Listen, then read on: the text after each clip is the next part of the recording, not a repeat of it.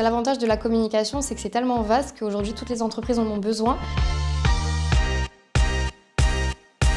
Bonjour à tous, donc moi c'est Océane, je suis étudiante en Bachelor 3 événementiel à l'ESP Bordeaux. Et là je sais, tous ceux qui adorent les soirées, ils me regardent avec des gros yeux, mais sachez que la communication événementielle c'est bien plus que ça.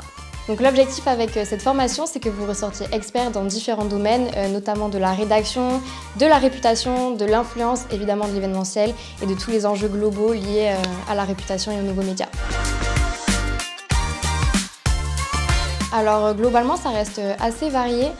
On a différents cours, donc ça peut passer de la communication de crise à du social media, de la conception-rédaction, évidemment des relations presse et bien plus encore. Je pense que ma matière préférée, ce serait conception-rédaction. Il y a beaucoup de réflexion derrière et c'est vraiment penser les concepts directement, sinon tout ce qui est relations presse.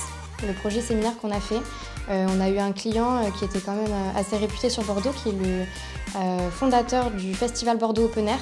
Voilà, donc ça a été une semaine où on a eu ce client, on a eu le brief en début de semaine, on a présenté notre réponse en fin de semaine et notre groupe a fini victorieux d'ailleurs de cette semaine. Alors, comme toutes les personnes de ma classe, je suis en alternance, c'est-à-dire que 4 jours par semaine, je suis en entreprise et je retourne une journée par semaine à l'école, qui est pour moi les vendredis. Et à savoir également que nous avons 8 semaines thématiques réparties tout au long de l'année, durant lesquelles nous revenons à l'école pour cette semaine-là, que ce soit pour des séminaires, des projets ou des compétitions. Et c'est un rythme qui plaît beaucoup au personnel des entreprises, puisqu'effectivement, comme on les revoit toutes les semaines, ils peuvent se projeter avec nous et nous donner des grosses missions. Vous pouvez justifier d'une certification professionnelle ou d'un diplôme qui est équivalent à un bac+2 ou tout simplement être issu d'une autre formation avec un bac+2 dans les domaines de la com et du marketing. Ensuite, vous passez une session d'admission et suite à cette session d'admission, vous obtiendrez les résultats sous 7 jours maximum. Et puis voilà, bienvenue! Globalement, j'ai envie de vous dire que c'est pour les types de profils qui aiment le contact au quotidien. Vous allez être régulièrement amené à rencontrer du personnel, donc potentiellement des journalistes. Vous allez être souvent amené aussi à prendre la parole, à représenter vos entreprises, associations, organisations, etc. Donc voilà, pour les profils qui aiment tout ça, évidemment pour les profils aussi qui aiment organiser des événements au quotidien. Et puis à savoir qu'il y a quand même une grosse partie organisationnelle.